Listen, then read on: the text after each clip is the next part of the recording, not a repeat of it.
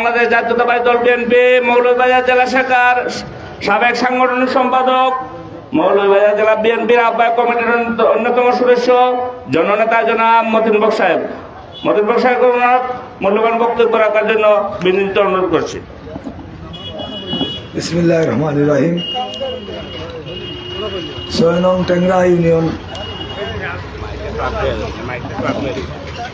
কর্তৃক আয়োজিত আজকের এই কর্মী সমাবেশের সহকর্মী সভাপতি মঞ্চে উপবিষ্ট আছেন বাংলাদেশ জাতীয়তাবাদী দল বিএনপি মৌলভীবাজার জেলা আহ্বায়ক কমিটির অন্যতম সদস্য, সদর উপজেলা বিএনপির সিনিয়র যুগ্ম আহ্বায়ক মহিতুর রহমান হেলাল। উপস্থিত আছেন মৌলভীবাজার জেলা বিএনপির অন্যতম সদস্য মাহমুদুর রহমান। উপবিষ্ট আছেন আমাদের ময়নাভাই, রুমান মেম্বার, মজিদ সহ নাহাজ ছিল, বাবর ছিল। সবাইকে আমার পক্ষ থেকে এবং সম্মুখের মায় মুরব্বিয়ান টেংরা ইউনিয়নবাসীকে আমার বক্তব্যের শুরুতে জানাই সংগ্রামী শুভেচ্ছা, অভিনন্দন এবং সালাম। সংগ্রামী নেতৃবৃন্দ, ইতিমধ্যে মহিতুর রহমান হেলাল বলেছেন যে আহ্বায়ককে ব্যতি রেখে নাকি সম্মেলন হচ্ছে, সেইটা আমরা পরিলক্ষিত করেছি।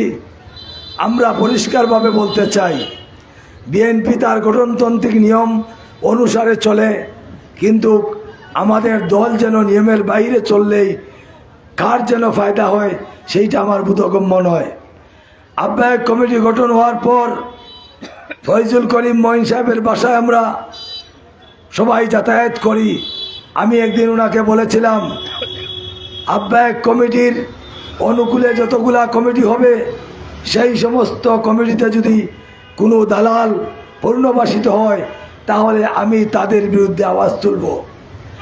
এরই ধারাবাহিকতায় আজকে মৌলভীবাজার সদর পেরিয়ে টেংরা ইউনিয়নের সমাবেশে বক্তব্য দিতে আসা। সংগ্রামী উপস্থিতি, আমরা দেখেছি সাতমাইয়া এমপি জুল্লুর রহমান, তার সাথে যারা আঘাত করেছে, নৌকায় যারা সিল দিয়েছে, মিছিলে যাদের ছবি দেখিয়েছি, সেই সমস্ত দালালদেরকে থানা নয় জেলা পর্যায়ে কোনো নেতা যদি অনুমোদন দেয় তার বিরুদ্ধে আমাদের এই প্রতিবাদ অব্যাহত থাকবে। আমার নেত্রী বেগম খালেদা জিয়াকে জেলে রেখে, আমার নেতা তারেক রহমানকে প্রবাসে রেখে, আমার নেত্রীর চালের হত্যার সামনে রেখে যারা দল বদলিয়ে হালুয়া রুটির সুবিধার জন্য বিগত স্বৈরাচার ফ্যাসিস্টে যাতে হাত মিলিয়েছিল, সেই সমস্ত কুলাঙ্গারদের জায়গায় এই বিএনপিতে হবে না। যতই কমিটিতে ঢুকানো হয় না কেন, এই সমস্ত দালাল এবং কুলাঙ্গারদেরকে ইনশাল্লাহ বিএনপি থেকে বিতাড়িত করবই। আর যেই সমস্ত দালাল শীতের মৌসুমের অতিথি পাখির মতো বাংলাদেশে এসে খণ্ডকালীন রাজনীতি করে রাজনীতির পরিবেশ নষ্ট করতে চায়, তাদেরকে দায়িত্বহীন ভাষায় পরিষ্কার বলে দিতে চাই, তুমি আলু পেঁয়াজ চুলাও সেখানে চলে যাও, এইখানে গুতাগুতিতে এসো না। এটা রাজনীতির মাঠ, এই মাঠ বড় পিচ্ছিল মাঠ। এই মাঠে ফসল ফলাতে হলে জীবনের অর্ধেক সময় চলে যায়। যেভাবে আজকের বিএনপির রাজনীতিতে আমাদের বয়স 40 হয়ে গেছে, সেই হিসাবে 98 চুকরা তোমরা যদি মনে করো বিএনপি কন্ট্রোল করবে, তোমরা বুকার রাজ্যে বাস করো। এই বিএনপি কন্ট্রোল করবে যারা যারা তৃণমূলের সাথে জীবনভর চলাফেরা করেছে, তারাই বিএনপি করবে, তারাই বিএনপির আদর্শকে সমুন্নত রাখতে পারে। সম্মানিত নেতৃবৃন্দ, আপনারা আশাহত হবেন না। রাজনীতি একটা খেলার মাঠ, দলের ভিতরে খেলা চলে, দলের বাইরে চলে। দেখেন আপনারা, দীর্ঘ 17 বছর, এই 17 বছরের ভিতরে বিএনপির স্টেজ বান দিয়ে প্রোগ্রাম হয় নাই। আমরা আগেই কেন করেছি যুবদলের প্রোগ্রাম, কিন্তু বিএনপির প্রোগ্রাম করি নাই। এই নুমান মেম্বার জেলা যুবদলের মেম্বার হয়েছিল, জবলু, এগুলা যুবদল থেকে এসেছে, এরা যুবদলের প্রোডাক্ট, এরা তৃণমূল, এরা বেশি আসে নাই। আর এই সমস্ত লোকদেরকে রেখে যদি দালালরা বিএনপি দখল করে তাদের চার ভেঙে দেওয়া হবে, এটাতে চারে বসতে দেওয়া হবে না।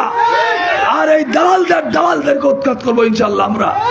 সম্মানিত নেতৃবৃন্দ, দীর্ঘ 17 বছর স্বৈরাচারী আওয়ামী সরকার বিএনপির নাম মুখে নিলে তারা এমনি ভাবে নির্যাতন করত, বাজারের চা স্টলে বসে সার্বক্ষণ পটর পটর করত।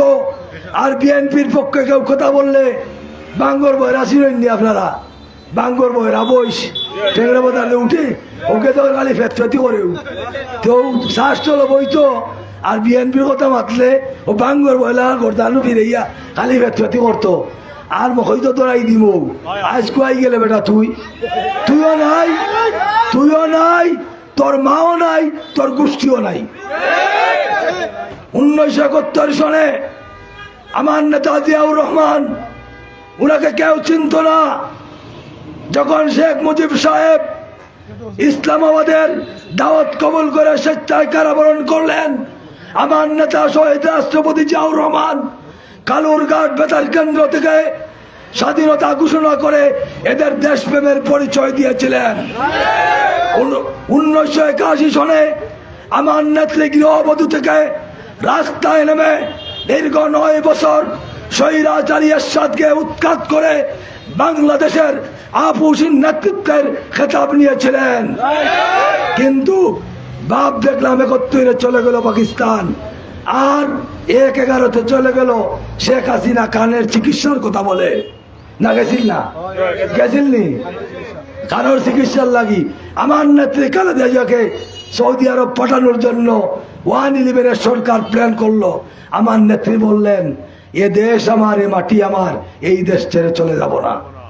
এইটা হচ্ছে বিএনপি, এটা বিএনপি ভাগে না।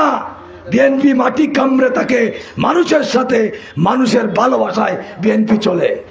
এই জন্য আজকে লোক বিএনপিকে ভালোবাসে। এরপরে 17 বছর শেখ হাসিনা জুলুম নির্যাতন করার পর বৈষম্য বিরোধী আন্দোলনের আমাদের সন্তানেরা আমাদের 17 বছরের এই নির্যাতনকে সামনে রেখে ওরা 1 মাসের আন্দোলনে শেখ হাসিনাকে বাংলাদেশ থেকে বিতাড়িত করে। এবার কিতা শেখ হাসিনা একলা গেছেননি, শেখ হাসিনা 300 এমপি নিয়ে বাকছে, চেয়ারম্যান বাকছে, মেম্বার বাকছে, চকিদার বাকছে, বাদে বাইতুল বাগানের খতিব বাগিয়েছে। মানুষ গেছেন নমাজও গিয়া তখন খতিব নাই শুক্রবারে, বললে এগো গেল কুয়াই বলে এগো বাকি গেছে, বলে এখানে বলে এগো আকাম করছে। এখন আপনারা চিন্তা করেন যে মসজিদের খতিব, জাতীয় মসজিদের খতিব যদি রাষ্ট্রের সরকার পরিবর্তনের সাথে মসজিদ ছেড়ে চলে যায়, তাদের আমলনামা এবং তাদের অত্যাচার, লাঞ্ছনা এবং মানুষকে লুণ্ঠনের ইতিহাস কত বড়, অনেক বড় ছিল। এই জন্য এরা ডেকে গেছে, চলে গেছে। অনেক বাইরে আছেন গুলা পানিতে মাছ শিকার করতে চায়, উকি ঝুঁকি মারে, আবার আসবে। বাইরা তোমরা ইতিহাস জানো না, যদি লেখাপড়া করে থাকো তাইলে ইতিহাস পড়ে দেখো, আর যদি না পড়ালেখা করো তাইলে ওয়ার্ল্ডে 25 জন ডিক্টেটরের নাম আছে, এই 25 জনের ইতিহাস পড়ো। পৃথিবীর ইতিহাসে একমাত্র ফিলিপিনের মার্কুসের ছেলে ছাড়া, তাও 36 বছর পরে, আর কোনো বিপ্লবের হাতে পরাজিত সরকার কোনোদিন ফিরে আসতে পারে নাই। ক্ষমতার পালাবদল হলে ফিরে আসা যায়।